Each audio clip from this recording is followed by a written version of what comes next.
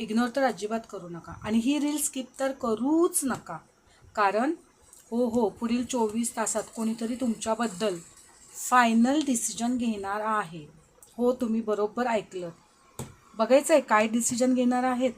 Okay, तुम्ही त्यांच्याबद्दल सतत विचार करता ना, की तुम्हाला वाटतं की त्यांना तुमचं काही पडलेलंच नाही, त्यांनी तुमच्यावर अन्याय केला आहे. पण असं नाही आहे बरं का.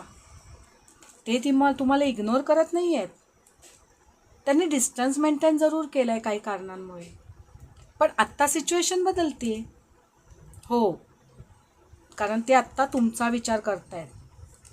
ते हा विचार करतायत की तुमच्याबरोबर लाईफमध्ये पुढे जायचं का तुम्हाला इथंच सोडून द्यायचं. नक्कीच. आणि विशेष म्हणजे हे तुमच्यासाठी सरप्राईज ठरू शकतं की हा डिसिजन तुमच्या फेवरमध्ये होऊ शकतो आणि तुम्हाला खरोखर पॉझिटिव्ह वाईब्स येत असतील आणि तुम्हालाही वाटत असेल की हो असं होऊ शकतं, तर कमेंटमध्ये येस कमेंट नक्की करा आणि ही रील सेव्ह करा, लाईक करा, शेअर करा आणि माझा अकाउंट फॉलो करा.